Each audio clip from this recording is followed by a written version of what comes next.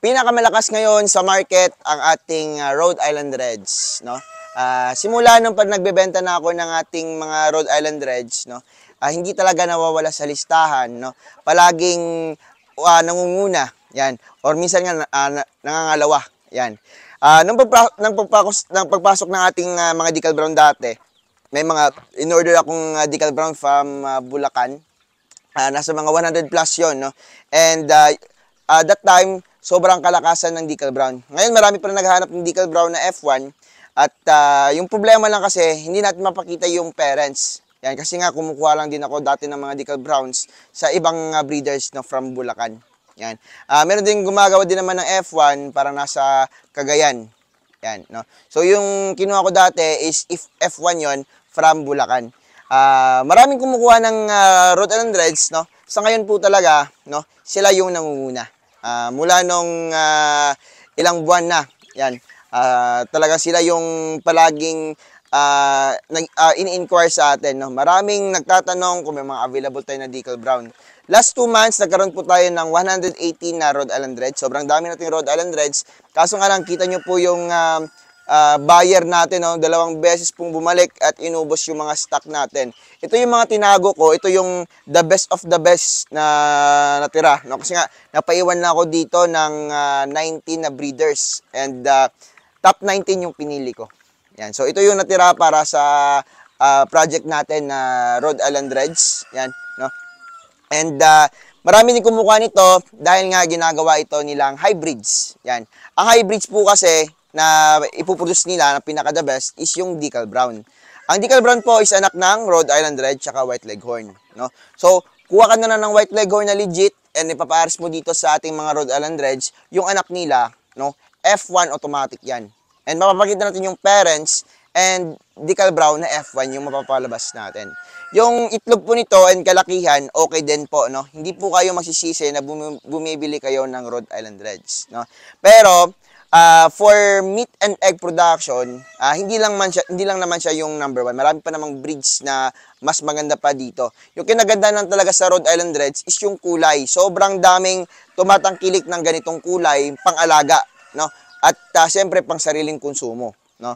Pero kapag nag-business ka ng for meat and egg production, hindi siya talaga masasuggest ko na number 1. Pero isa na po siya sa dual purpose nga na manok na sobrang ganda and sobrang maganda sa market, no? And maraming naaaliw and ang Rhode Island Red isa sa pinakasikat dito sa Pilipinas about sa affordable and consumable na manok. Yan. So, merong klase ng Rhode Island Red na for meat and merong ding klase ng pang show type, which is yung mga mamahalin and mas malalaki. Dito sa atin may show type na tayo and i-cross lang natin yun dito sa ating mga Rhode Island Reds para mapalabas natin or mas ma-upgrade pa itong for meat and egg production natin. Yan. Yung pinuproduce nito, no, is hindi po super dark brown eggs, pero brown eggs yung pinuproduce nito. Minsan nangitlog sila ng puti, pero minsanan lang. Dito may sample tayo. Yan. So, kakakain pa lang nila and may mga nangitlog na. May sample tayo dito ng itlog nila. Yan, meron din isa dito. Dun sa kabila meron din isa. Pero di na tayo pupunta doon, malayo na. Yan. So, ito yung pinuproduce ng ating Rhode Island Reds na mga itlog. Yan. So, halos same lang din po sila sa ating Black Australorp, no? Halos ganito din po yung itlog nila. Yan. So, topic kasi natin ngayon is Rhode Island Red lang kasi nga sila talaga yung nangunguna sa inquiries and syempre sa sales natin dito. Ito yung pinuproduce nila. Minsan lang talaga yung puting itlog. Yan. Pero napuproduce pa sila ng puting itlog, no? Pero all of the time, ito yung pinuproduce nilang itlog, ang brown eggs. Yan. Sobrang ganda ito, mga itlog na naman, no, katatapos ng kumain. Yan. About naman sa kanilang mga resistensya, okay lang naman, no? Kasi nga, ang Rhode Island Red naman dito sa atin sa ngayon is sanay na sa klima namin. Yung ano lang dito is dapat po na may mga bakuna po yung mga manok ninyo. Talagang yung manok naman is magkakasakit talaga, lalong-lalo na kapag hindi sila native, kung hindi kayo nagbabakuna. Kahit nga native, binabakunahan namin, no? Kasi nga, napaka-importante po ng bakuna dito sa pag-aalaga ng manok. Yan. So, bago namin sila binibreed, no, CCU pa lang sila, is binabakunahan na po namin sila ng Beyond B1 plus infectious bronchitis. Tapos, meron pa yung Lasota plus infectious bronchitis pa, Gumboro. At higit sa lahat, every 3 months po, yan, no, mangingitlog siya. Yan. So, every 3 months po, no, is dapat po meron yung maintenance na Lasota plus IB. At saka, syempre, kahit twice or once a year, Coryza vaccine. Napakadelikado po ng Coryza kapag nagkasakit yung inyong manok. No? Kaya nga, kahit hindi naman talaga masyadong magastos sa pagbakuna. No? Gumagastos ka, pero hindi po gaano kalaki. No? Dahil nga, yung isang bakuna naman is good for 1,000 heads. No? Yung mahal lang na bakuna is yung Coryza, pero minsan na naman sa isang taon. Yung every 3 months lang, mura lang po yun. At good na po yun for 1,000 heads of chickens. No? So, Lasota plus IB, no? Ulitin ko, every 3 months yan. Yung presyo niyan is nasa mga 400 to 500 pesos. Isang, isang bakuna na. Yan, and good for 1,000 heads na po yan. So, murang-mura kumpara sa mamatayin ka ng isang manok, no? Isang manok, mahal na. Ang presyo ngayon ng Rhode Island Reds or mga heritage chickens is umabot ng 1,500 pesos yung standard price. Ngayon naman, gumagawa ko ng preparations. Black Australorps natin, mas pinarami ko na sila. Dahil nga, malakas din yung Black Australorp. Yan. Black Australorp, Rhode Island Red, sila yung palang, minsan nagiging tabla, minsan nag-aagawan silang dalawa sa buyers. Yan. No? Dahil nga, marami ding gusto ng Black Australorp. So, sa Black Australorp naman natin, pure breed pa rin po yung Black Australorp. Yan, yung kinabahan lang sa dalawa, mas malakas lang mangitlog yung Black Australorp kumpara sa Rhode Island Red, and mas malaki yung Black Australorp, mas mabigat.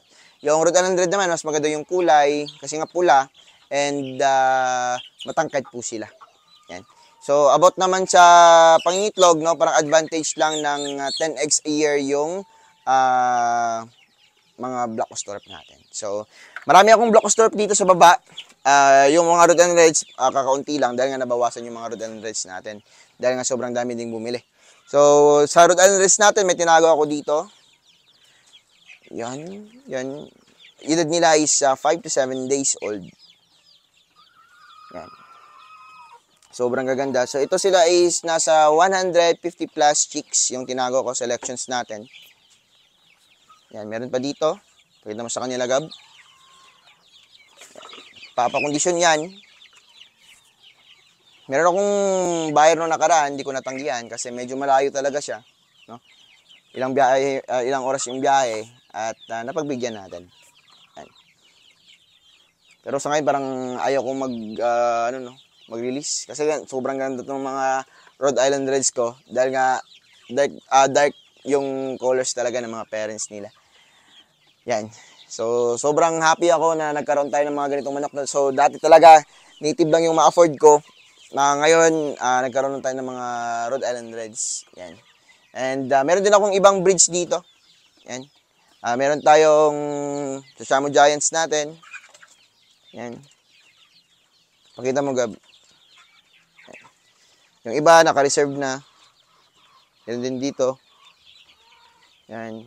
Yung mga malaki naman, dito din sa kabila. About naman sa Orientals, Shamo Giants and Indio Gigante, yung mga pangmalakasan na breeds, yung hinahanap ng marami. And may nakakapisaan doon kanina sa incubator.